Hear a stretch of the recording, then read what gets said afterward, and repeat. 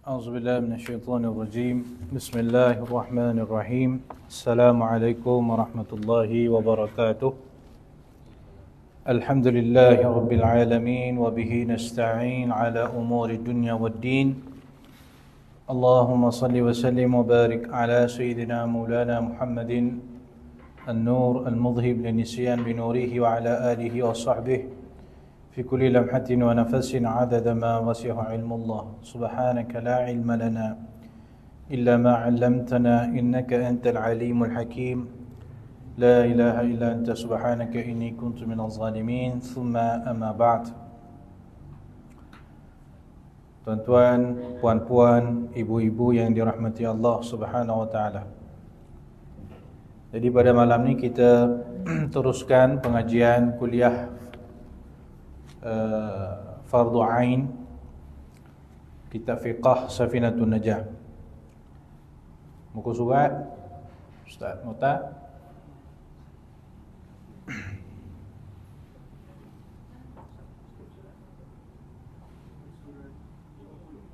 Muka surat 50. Buku warna hijau Buku warna hijau, muka surat 50.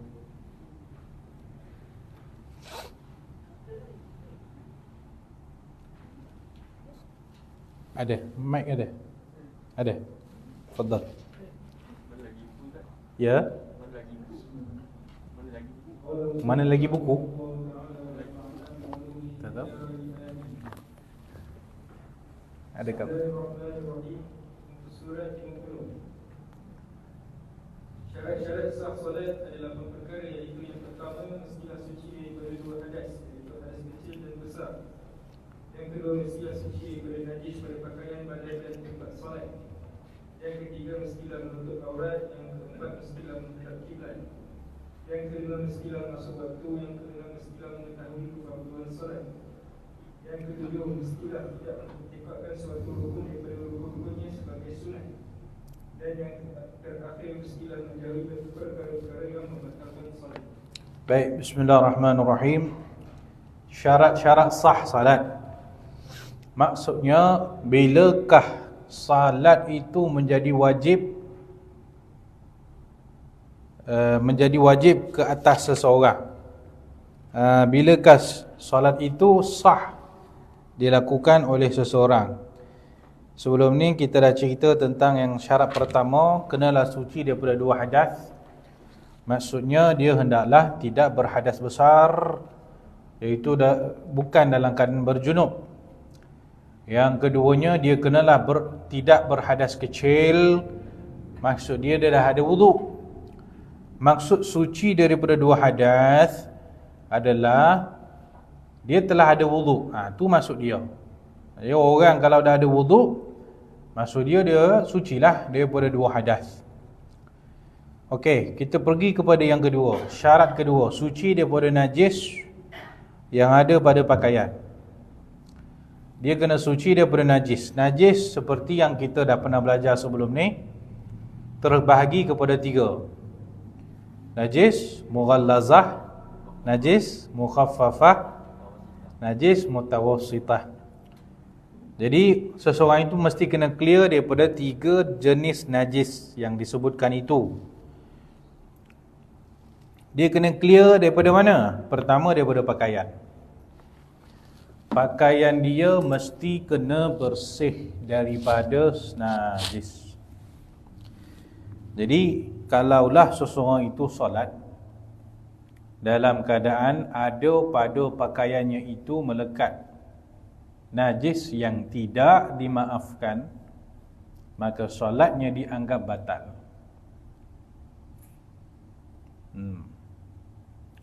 Jadi contohnya, seseorang tu dia masak.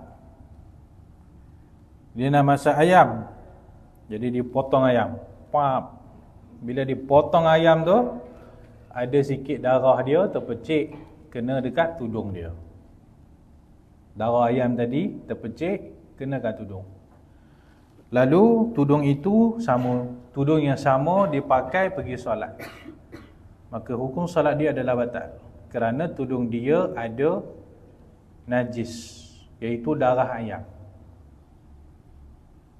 Kecuali kalau darah itu terlalu sedikit dengan arti kata kurang daripada 1 titik, maka itu dimaafkan. Tapi kalau darah tu lebih daripada 1 titik, maksudnya banyak sikit, maka tak dimaafkan. Termasuk antara najis yang tidak dimaafkan dalam sembahyang adalah bangkai semut dan juga bangkai lalat. Yang ni kena berhati-hati sikit, sebab dulu kita pernah belajar dalam bab at-taharah, dalam bab bersuci, bahawa kalau ada air kurang daripada 2 kolah, lalat ke, semut ke, nyamuk ke masuk, lepas tu dia mati dalam tu, air ni masih suci ke tak suci?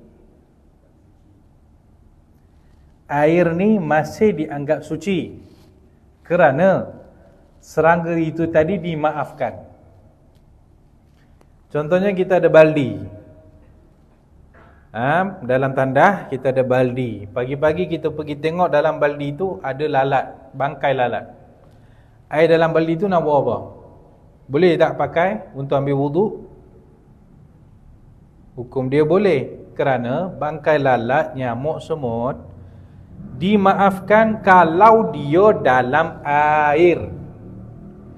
Tapi kalau bangkai tadi melekat dekat baju, lepas tu pergi bawa sembahyang, tidak dimaafkan, solat hukumnya batal. Ramai orang ingat bangkai semut, nyamuk, lalat ni dimaafkan secara general, dimaafkan secara keseluruhan. Jawapan dia tidak. Dimaafkan kalau duduk dalam air saja. Kalau dia ada dalam air, bangkai itulah dalam air, bangkai lalat ke, nyamuk ke apa ke, dalam air dimaafkan. Tapi kalau di tempat lain, contohnya melekat di sini, ataupun dia dalam poket dia tu ada bangkai, atau kat kopiah dia tu ada bangkai, maka hukum dia tidak dimaafkan. Solat dia anggap batal. Boleh faham ya? Sebab tu ada setengah orang lelaki, orang lelaki ni, kalau dia ni jenis orang yang sentiasa pakai serban, disunatkan untuk dia setiap hari Jumaat dia kena buka dia punya ikatan serban. Pernah tak tengok orang serban, dia dah pakai ready made dah, yang kopiah dia tu dia dah siap ikat, dia pakai, lepas tu tanggal terus, lepas tu pakai balik, tanggal. Tak ada masa lah setiap kali nak pakai kopiah tu, nak duduk pakai pusing. Make up depan cermin pun belum tentu 10 minit. Tapi orang lelaki nak ikat serban mungkin 10 minit, 15 minit. Tu dia. Jadi takkan setiap kali nak pergi sembahyang nak duduk ikat serban. Jadi apa orang buat? Dia akan sekali ikat serban tu kat kopiah dia, lepas tu dia akan tanggal. Dia tak buka serban tu, dia tanggal kopiah dia, nanti pakai balik. Tanggal, pakai balik. Sebab memang dah ikat terus pada kopiah tu. Jadi orang yang pakai macam tu, disunatkan bagi dia setiap hari Jumaat dia kena tanggalkan juga. Setiap hari Jumaat dia kena tanggalkan ikatan serban dia dan pasang baru. Sebab apa? Sebab untuk dia cek kalau dalam ikatan serban dia tu ada apa-apa bangkai binatang. Kalau dia serban tu kan 3 tahun dia tak pernah buka,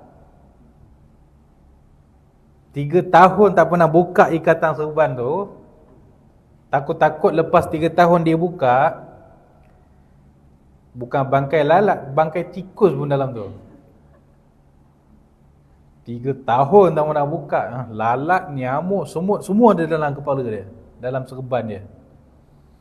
Sedangkan kalau ada 1 ekor bangkai lalat dalam serban dia, bawa pergi sembahyang, solat dia kira dah batal. Kenapa kalau dalam air dimaafkan bangkai-bangkai serangga kecil ni, tapi kalau sembahyang tak dimaafkan? Siapa boleh jawab? Saya belanja dia makan kejap lagi.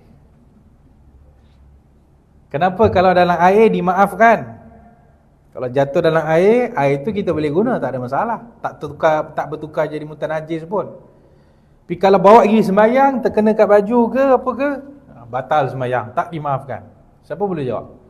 Kenapa dimaafkan pada air dan tidak dimaafkan pada bawa pergi sembahyang? Soalan ni susah.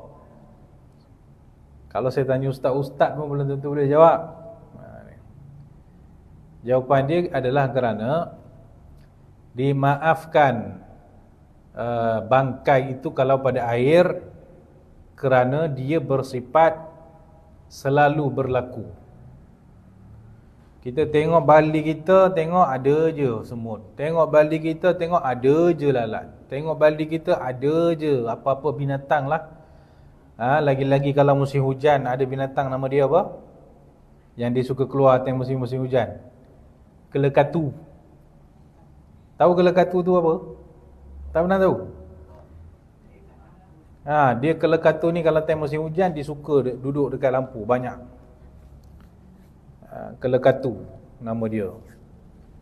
Jadi untuk mengelakkan serangga daripada jatuh dalam air, itu perkara yang sangat susah. Kita ada baldi, macam mana nak ngelak baldi tu daripada semut masuk dalam tu? Macam mana kita nak ngelakkan daripada masuk kelekatu dalam tu? Susah.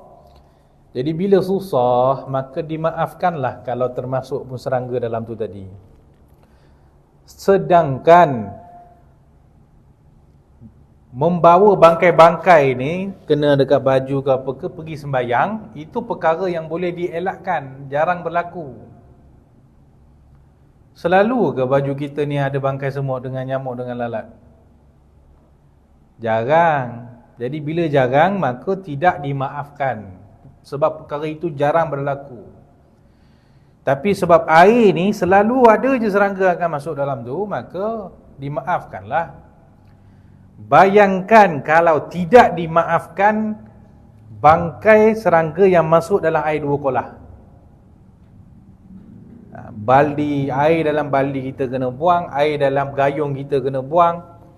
Saya baru nak minum, tengok pak masuk lalat dalam ni. Air ni kena buang lagi. Membazir satu hal. Jadi nak mengelakkan pembaziran dan tidak menyusahkan orang, maka dimaafkanlah serangga kalau masuk dalam air. Tapi kalau bawa pergi sembahyang kan jangan-jangan berlaku. Mana ada orang sembahyang Allahu Akbar, sini bangkai lalat, sini bangkai nyamuk, ada tak? Tak ada, jangan berlaku. Maka tidaklah dimaafkan perkara yang jarang berlaku tadi. Yang tadi selalu berlaku dan susah nak ngelak daripada serangga masuk air, maka dimaafkanlah, susah. Tapi kalau nak mengelak daripada membawa bangkai ni pergi sembahyang, itu mudah je nak elak. Sebelum pakai baju tu, kibah-kibahlah dulu. Dah tahu baju tu 3 tahun tak pernah pakai, ambil kibah dulu ke, basuh dulu ke, barulah pakai. Jadi untuk mengelak daripada serangga masuk air, itu susah, maka dimaafkan. Untuk mengelak daripada serangga tu ada dekat baju ke, seluar ke, itu benda yang senang, maka tidak dimaafkan. Tu je jawapan dia. Agak-agak faham tak agak? Ada soalan belum? Silakan. Jika ada serangga pada sejadah kita solat yang sebelum tu tiada, batal tak solat? Okay, sebenarnya kita akan huraikan perkara itu pada akan datang. Sebab kita tak habis cerita lagi. Tapi sebab dah ada yang bertanya, kalau kita sembahyang, ada dekat sejadah kita bangkai semut, kita solat di atas sejadah tersebut, maka sah ataupun batal solat. Kalaulah bangkai tadi berada di tempat kita sujud, atau tempat kita letak tangan, atau tempat kita letak kaki, maksudnya kita berdiri di atas bangkai lalat ataupun semut ataupun nyamuk tadi, solat batal. Tapi kalau bangkai itu tidak berada di tempat sujud, tempat letak tangan, tempat kaki. Dia, katakan kita sujud, dia tepi sikit, ataupun di tepi tangan kita ke, ataupun dia betul-betul bawah perut kita ke, maka itu tidak membatalkan solat, sebab dia tidak bersambung dengan kita. Jadi bangkai itu tidak bersambung dengan kita. Nanti kejap lagi saya akan bagi beberapa contoh lain. Jadi ceritanya sekarang adalah syarat sah salat adalah kena suci daripada najis yang berada di pakaian. Jadi pakaian mesti clear daripada najis. Sama ada air kencing ke, bangkai serangga ke.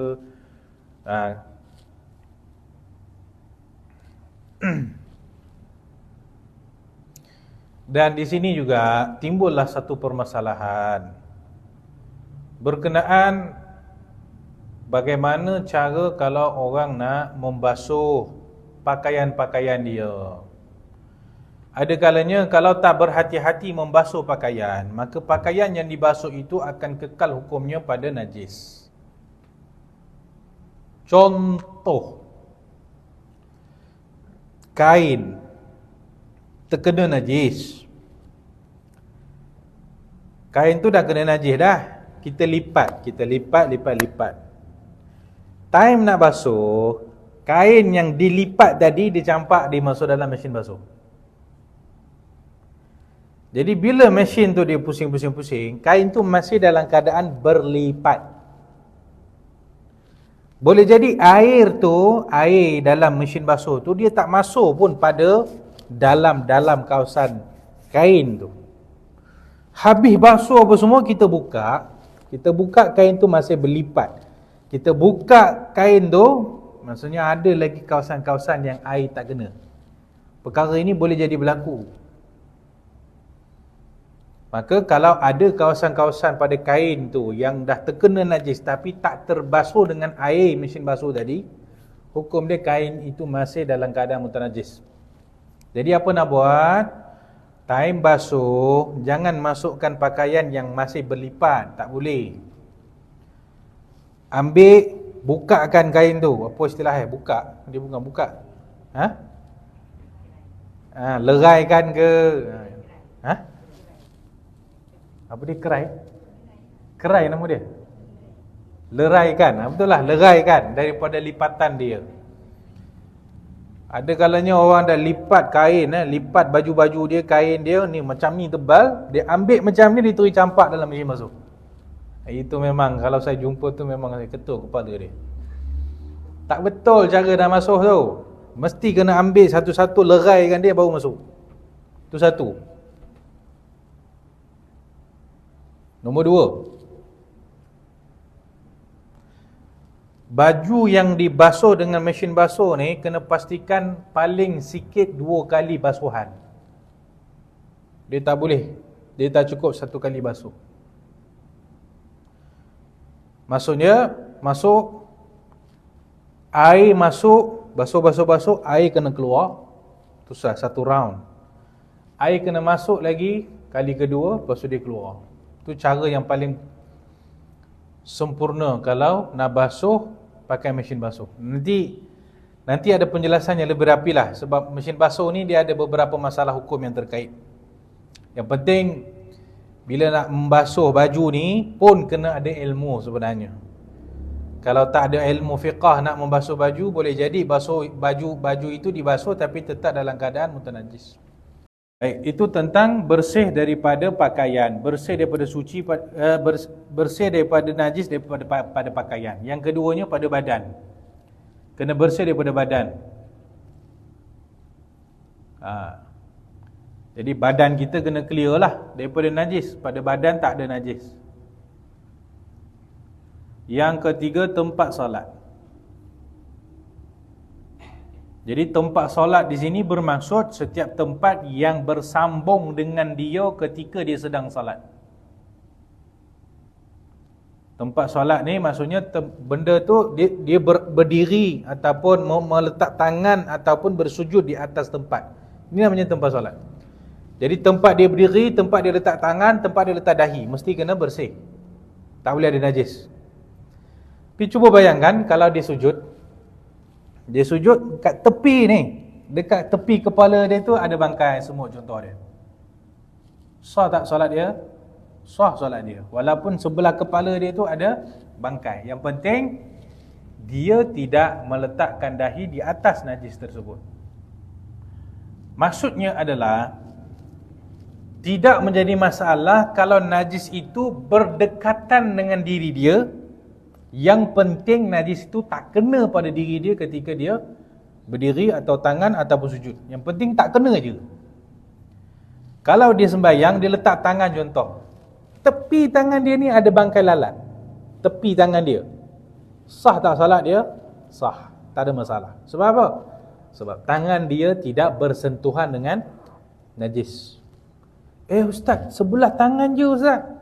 Dekat je ni, 1 inci je dekat ni. Tak ada masalah. Yang penting dia tidak terkena najis ketika dia sembahyang. Tu je. Dekat ke tak menjadi masalah. Macam saya katakan tadi, orang tu sujud, bawah perut dia ni ada najis. Dekat. Pernah tak tengok macam ni? Macam ni. Ada orang sembahyang, contohnya di Masjidil Haram contohnya kan. Dia sembahyang. Selipar dia tu letak dekat tepi kepala dia. Dia sembahyang. Jadi selagi kepalanya tak bersentuhan dengan selipar dia tadi, solat dia sah je. Tak ada masalah. Selipar dia katakan ada najis, dan selipar dia dekat dengan kepala dia, tak ada masalah, solat dia sah. Ada kalanya orang letak selipar tu, dia letak, maksudnya time sujud selipar tu ada dekat bahagian bawah perut dia tu. Maksudnya dia letak dekat sejadah macam ni. Lepas tu dia sujud kan. Jadi selipar tu dekat bahagian perut dia. Tak ada masalah. Sebab apa? Sebab badan dia tidak bersentuhan dengan najis. Tak ada masalah. Jadi ceritanya, kalau benda tu ada dekat dengan kita, tak ada masalah. Tidak membatalkan sembahyang. Kecuali kalau kita berdiri atau kita letak tangan atau letak dahi di atas najis. Itu barulah membatalkan solat. Faham tuan-tuan ya? Jadi 3 benda lah.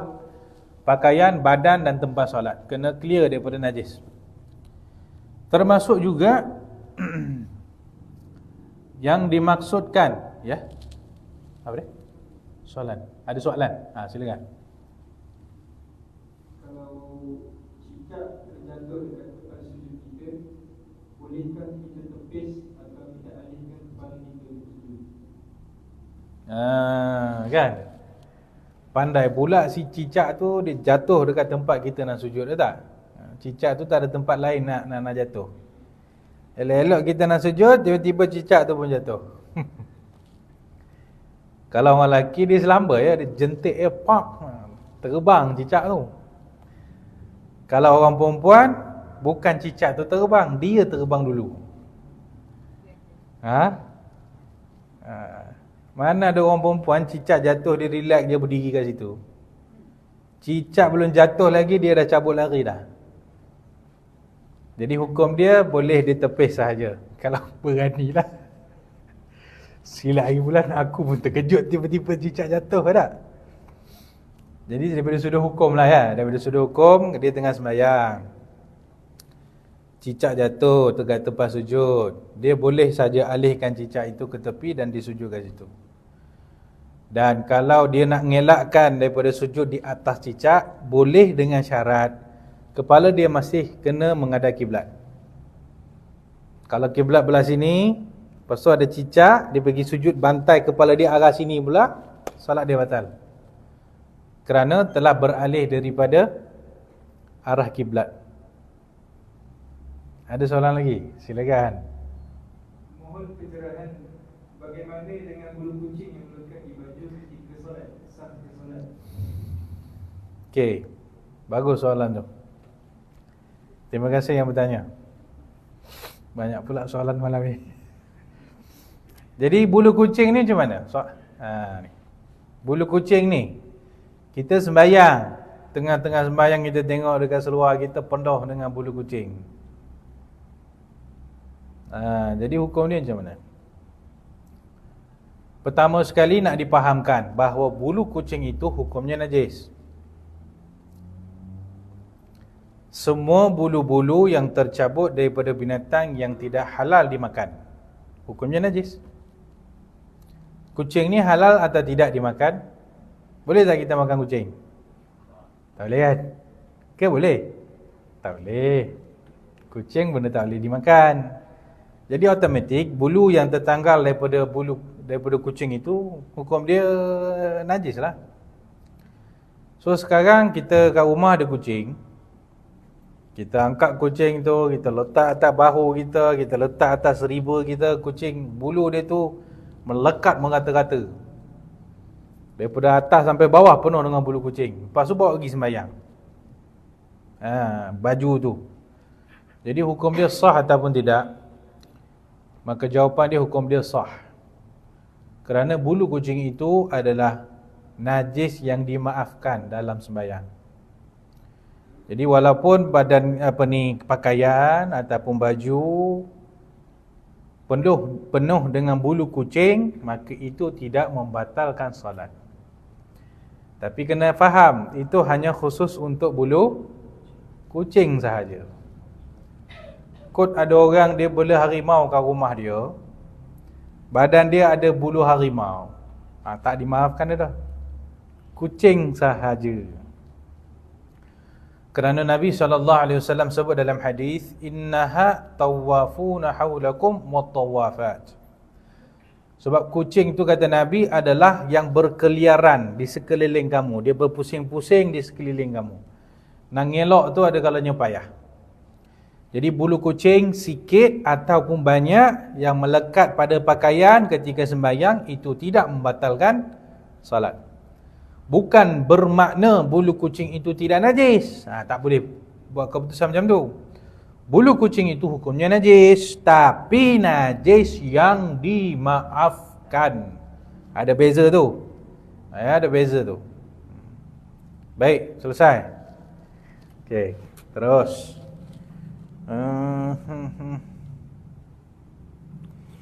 Jadi bersih daripada najis yang ada pada pakaian. Pakaian di sini maksudnya setiap yang bersambung dengan diri orang yang tengah sembahyang. Semua yang bersambung dengan diri dia tengah sembahyang, maka dianggap itu adalah pakaian dia. Contoh, mikrofon. Imam pakai mikrofon tu bersambung sampai ke bilik. Kalau hujung sana ada wayar mikrofon yang terkena najis, maka solat imam depan ni akan jadi batal. Sebab apa? Sebab mikrofon itu bersambung dengan diri imam dan di atas wayar dia itu ada najis. Maka seolah-olah imam menanggung najis. Memang bukan pada baju dia, tak? Bukan pada baju dia, bukan. Di atas wayar yang bersambung dengan diri imam, dianggap imam itu sedang menanggung najis, maka solat dia batal. Itu antara contoh-contohnya lah ya. Ada lagi tak? Jadi jadi wayar mikrofon yang digunakan oleh imam dianggap sebagai pakaiannya. Oleh itu jika ada najis pada mikrofon tersebut, maka solat imam juga tidak sah. Lepas tu bangkai semut dan lalat. Itu kita dah sebut bangkai semut dan lalat adalah najis. Oleh itu poket yang ada bangkai semut dan lalat dan dibawa pergi solat membatalkan solat. Kita dah sebut tadi ya. Jadi poket tu biar kalau nak pergi sembahyang, poket tu biarlah bawa duit tak apa. Janganlah bawa lalat dalam poket. Dia tangkap lalat, dia masuk dalam poket, bawa pergi sembahyang. Dah kenapa? Jadi clear ya. Jadi bangkai lalat, bangkai serangga tadi, kalau dalam air dia dimaafkan. Tapi kalau bawa pergi sembahyang, tidak dimaafkan. Jangan ingat, bangkai lalat apa semua ni dimaafkan secara mutlak. No. Air je dimaafkan. Kalau sembahyang tak dimaafkan. Kenapa dimaafkan pada air dan tidak dimaafkan pada sembahyang? Itu telah pun kita sebutkan sebentar tadi. Tempat salat adalah kawasan yang bersentuh dengan seseorang ketika dia berdiri, duduk dan sujud. 3 ni. Jadi tempat yang bersentuh dengan diri dia ketika dia berdiri, ketika dia duduk antara 2 sujud, dan ketika dia sujud. Ini je dipanggil tempat dia sembahyang. Selain daripada tempat ini, dianggap bukan tempat dia sembahyang.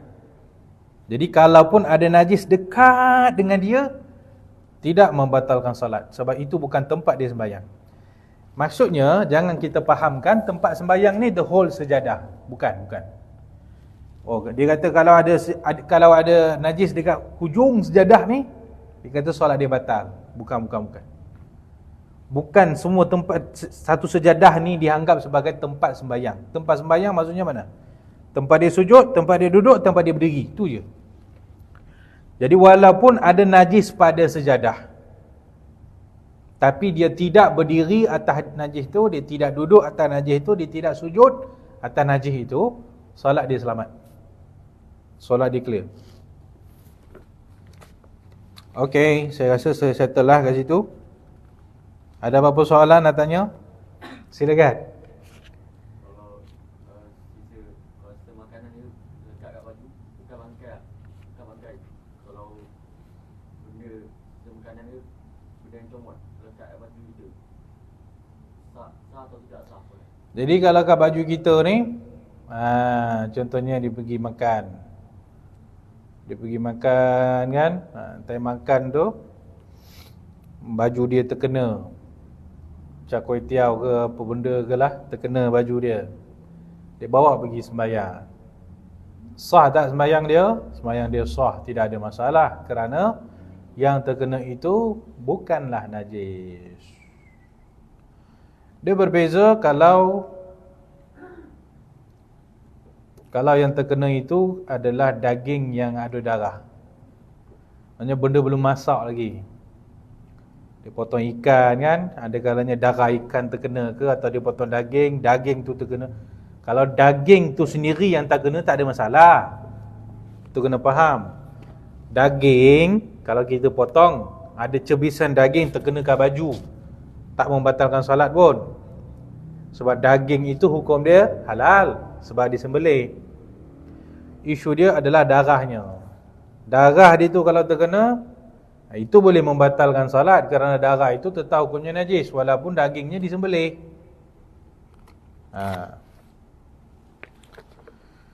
Baik. Selesai dah tu. Jadi syarat tu, itu syarat yang kedua ya. Kalau ada apa-apa soalan nanti sila bertanya. Syarat yang ketiga adalah menutup aurat. Syarat sah salat adalah yang ketiga adalah menutup aurat. Apa itu aurat? Aurat adalah tubuh badan yang wajib ditutup dan haram dilihat oleh lelaki atau perempuan ajnabi.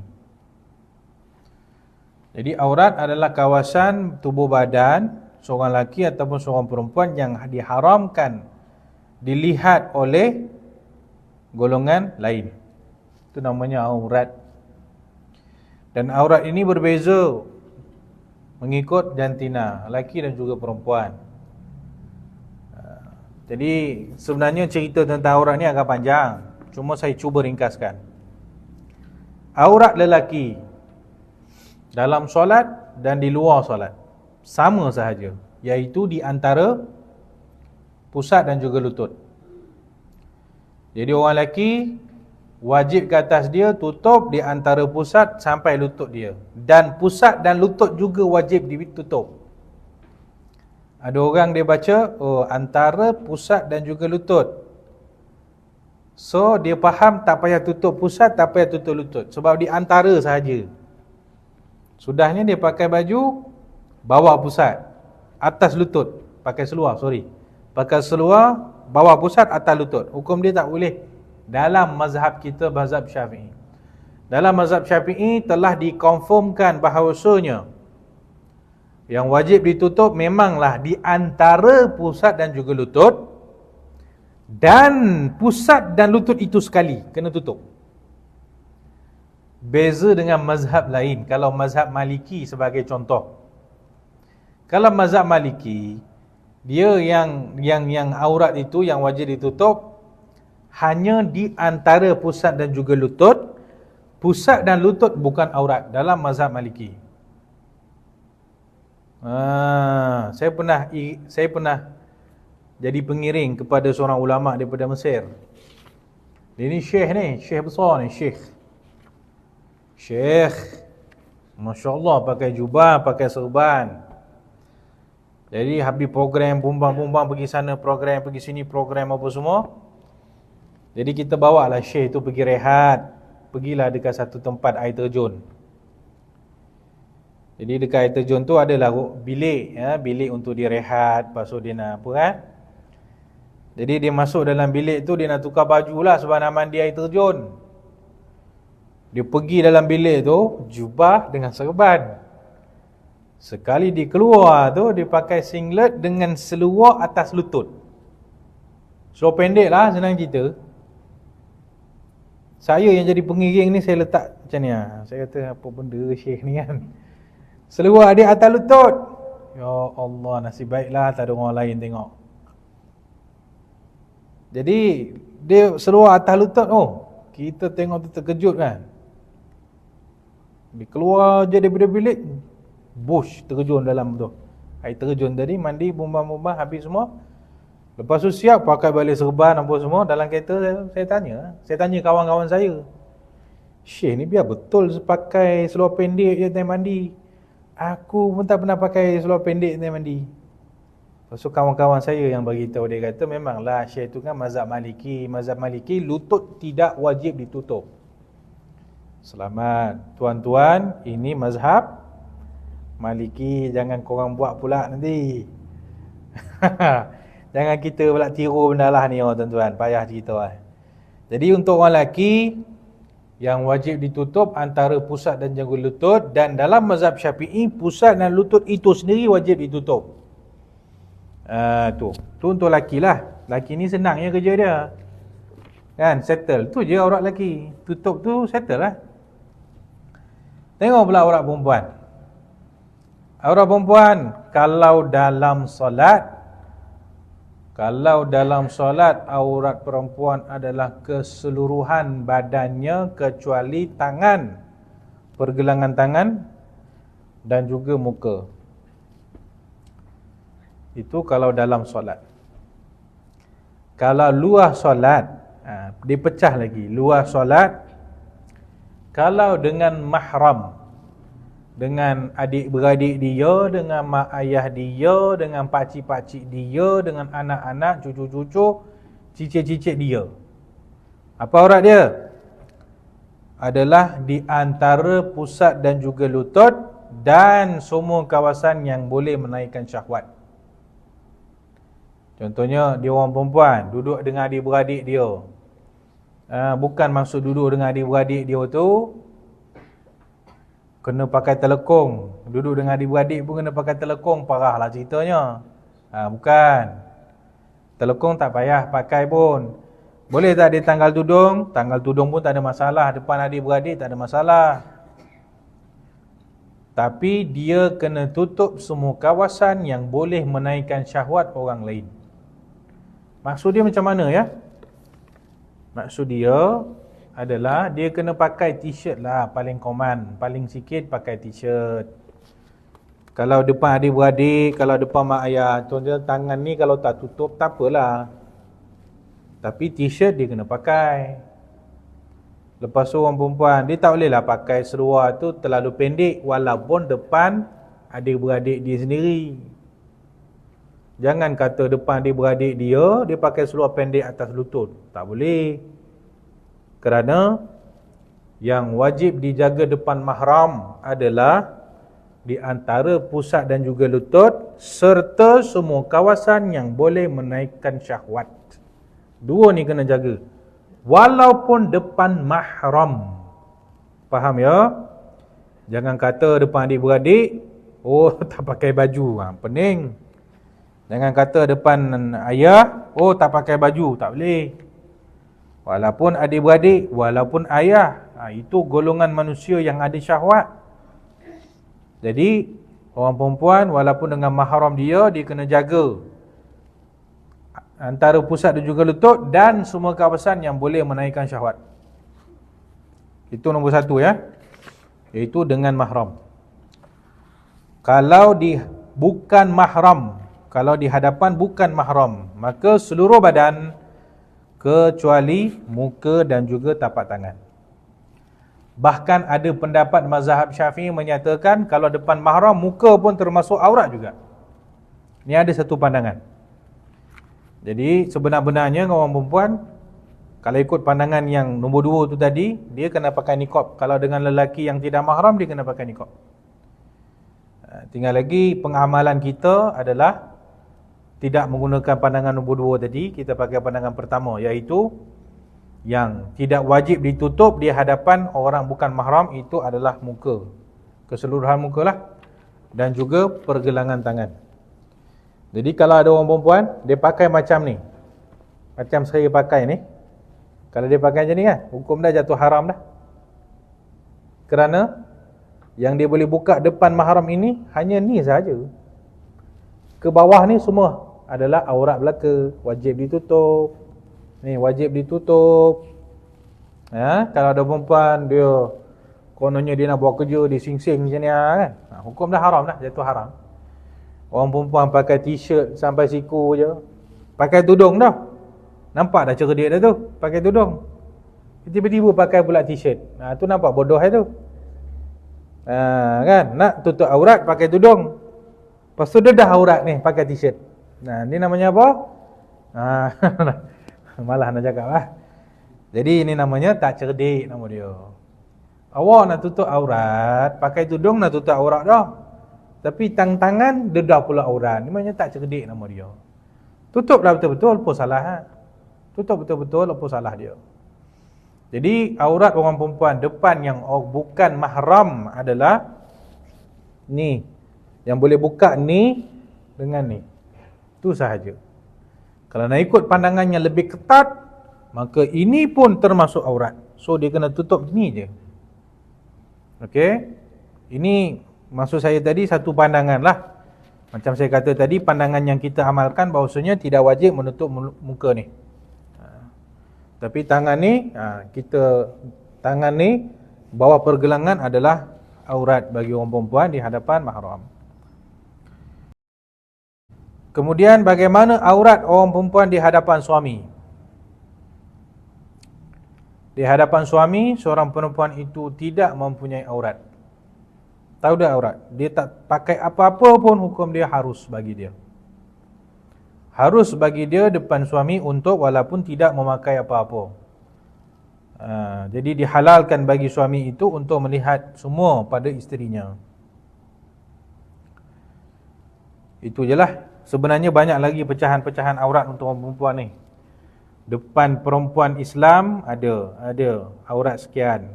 Aurat dia depan perempuan tak Islam ada aurat sekian. Ada lagi pecahan-pecahan tu, mungkin ada lagi penjelasan dia kat tempat lain lah. Itu secara ringkas. Jadi semua yang kita katakan tadi wajib ditutup ketika solat. Orang yang terdedah auratnya ketika solat, maka solat dia batal. Kecuali kalau dia tengah-tengah sembahyang, tiba-tiba terdedah aurat dia, tersingkap kain dia, dan dia sempat menutupnya on the spot.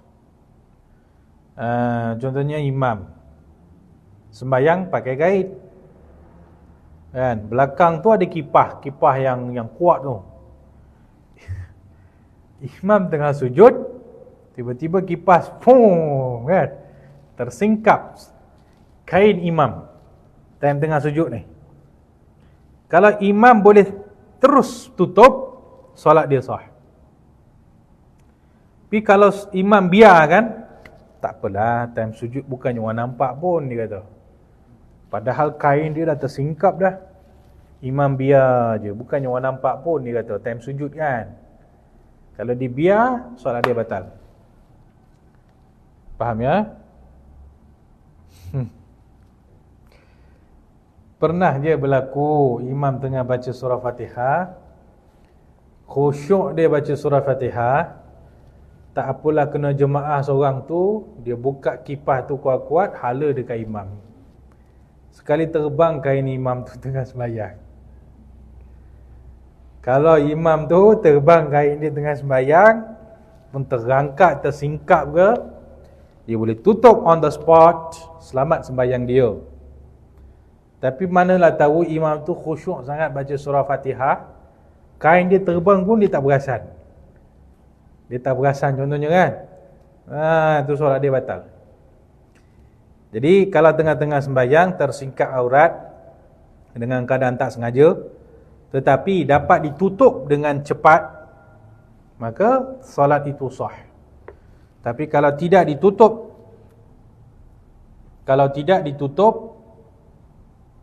on the spot, maka solat dia batal. Ada satu soalan nak tanya. Ada orang dia sembahyang seorang-seorang dalam bilik, tak ada orang lain, dia seorang-seorang je sembahyang dalam bilik. Boleh tak dia sembahyang kalau dia perempuan tak pakai telekung? Dia sembahyang tak tutup aurat lah, tapi dia seorang-seorang dalam bilik. Siapa nak tengok dia? Bukannya ada orang tengok dia pun. Jadi boleh tak dia sembahyang tak pakai tudung atau telekung? Tak boleh.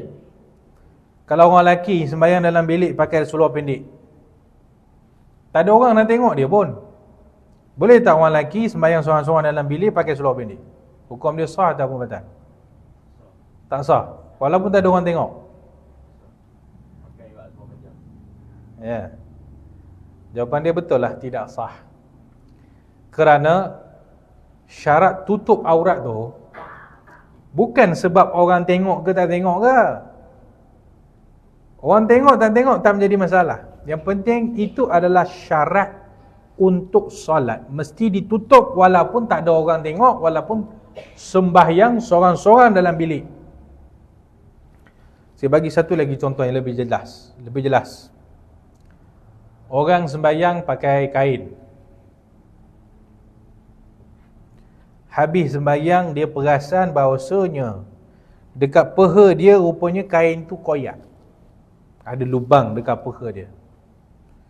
Tapi dia yakin dan pasti tak ada orang tengok pun. Dia tahu tak ada orang tengok pun peha dia tu. Tak ada orang tengok pun lubang tu, lubang kain tu. Tapi ada lubang pada kain dia dekat kawasan peha.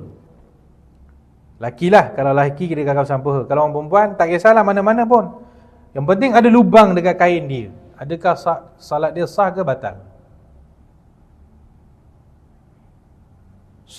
Solat dia adalah hukum dia batal. Macam saya cakapkan tadi, tak kisah orang tengok tak tengok, orang nampak tak nampak, itu tak menjadi masalah. Selagi mana ada aurat yang terdedah disebabkan koyak ke, disebabkan ada lubang ke, maka itu menyebabkan solat itu kira batal. Sebab tu kita kata orang nak sembahyang, orang perempuan nak sembahyang, tangan kena jaga. Kalau tengah sembahyang tengok tersingkap sikit ke bawah, ini boleh membatalkan sembahyang lah. Sebab di sini dah kira aurat. Ustaz, bukannya orang tengok pun Ustaz. Semua orang tengah sembahyang, memanglah tak ada orang tengok. Bukan masalah orang tengok tak tengok. Orang tak tengok pun hukum dia tetap batal. Kerana syarat sah salat itu aurat mesti ditutup sempurna. Kalau terangkat kat sini, hukum dia batal. Dalam mazhab Syafi'i, ya, termasuk yang wajib ditutup juga adalah kaki. Yang tu nanti kita akan ulas insya-Allah. Selesai bab menutup aurat. Syarat sah yang keempat, syarat sah solat yang keempat, menghadap kiblat.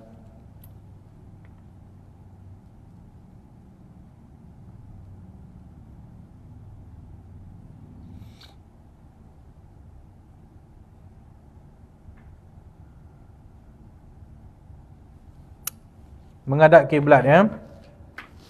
Jadi wajib bagi seseorang itu menghadap kiblat, iaitu dengan cara menghadapkan dada dia kepada kiblat.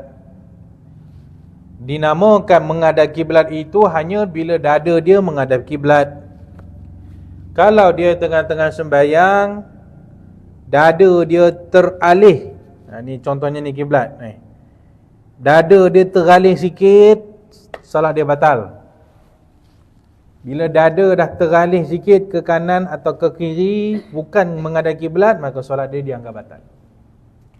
Maka berhati-hatilah kalau kita solat berjemaah, tiba-tiba ada orang nak keluar daripada saf. Ada orang saf pertama, wuduk dia batal.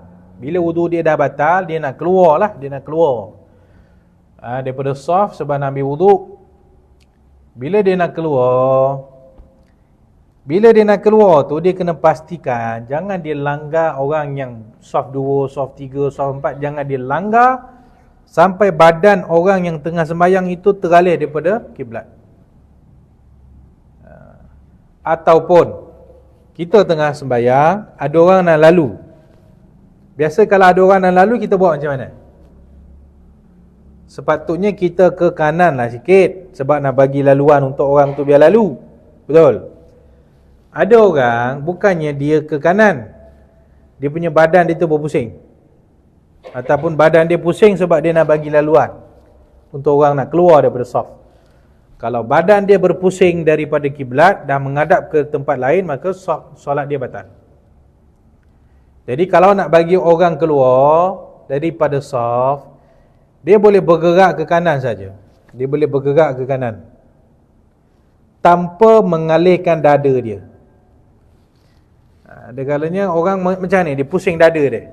Dia pusing sikit sebab nak bagi orang keluar. Solat dia dah batal lah. Kerana apa? Kerana dada dia tidak lagi menghadap kiblat. Sebab syarat sah salat adalah kena menghadap kiblat. Kemudian, kalaulah dia salat di hadapan Kaabah, depan dia Kaabah, maka wajib dia yakin 100% Kaabah di hadapan dia. Tapi kalau dia tidak salat di hadapan Kaabah, macam kita ni, kita ngadap kiblat ni, Kaabah dekat Mekah ni, kita kat Datuk Keramat, maka hukum dia hendaklah kuat sangkaan dia bahawa ini adalah kiblat. Kalau dia, maksud dia, kalau dia tak menghadap 100% sekalipun, kalau kita cek ni arah kiblat ni, boleh jadi ini bukanlah arah dia yang 100% betul-betul menghadap kiblat 100%. Mungkin tidak. Mungkin dia sengit sikit, kiri kanan sikit, maka itu tidak menjadi masalah. Yang penting dia tidak jauh daripada arah kiblat itu. Kalau sengit sikit-sikit tak ada masalah. Tapi kalau dah memang sangat jauh, tu tak boleh lah. Jadi kalau di hadapan Kaabah, memang dia kena ngadap Kaabah 100%, tak boleh sengit langsung. Tapi kalau dia sembahyang bukan di hadapan Kaabah, maka tidaklah dia kena memastikan 100% mesti clear je. Dia boleh, maksudnya kalau dia sengit sikit, kiri kanan sikit, itu dimaafkan, tak ada masalah. Itu ceritanya kalau menghadap kiblat. Saya rasa kita berhenti di sini, insya-Allah taala.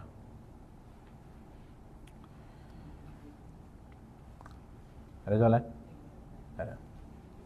Makcik-makcik ada apa-apa soalan nak tanya? Ada? Tak ada. Ya. Ya. Silakan. Tanya yang nombor 3 tu, nak tanya yang nombor 3 menutup aurat.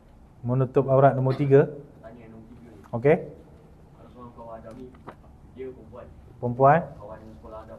Okey. Dia perempuan. Dia cakap, relax. Dia ada TikTok. Dia ada TikTok. Tahun lepas Adam balik sekolah, dia nampak dia balik sekolah, dia terus sebelum masuk kereta, dia jatuh buka tudung. Adakah itu menaikkan syahwat pada orang yang mahram? Okey. Pertama kena clear mahram dengan tidak mahram lah. Mahram ni maksudnya, mahram maksudnya adik-beradik, mak ayah, anak-anak. Ni dia anggap mahram. Maksudnya orang yang haram dikahwini, itu maksudnya mahram. Yang bukan mahram ni siapa? orang-orang lain. Kawan-kawan, sepupu, jiran-jiran, itu namanya tidak mahram. Adam dengan budak tu, itu dikira mahram ke tak mahram? Tak mahram.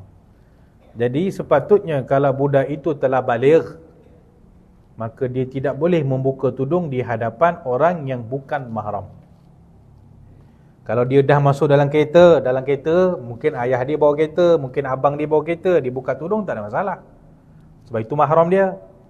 Kalau buka tudung depan mahram tak ada masalah. Kalau buka tudung di hadapan yang bukan mahram, hukum dia tak boleh. Faham ya? Wallahu a'lam. So itu dia macam dosa.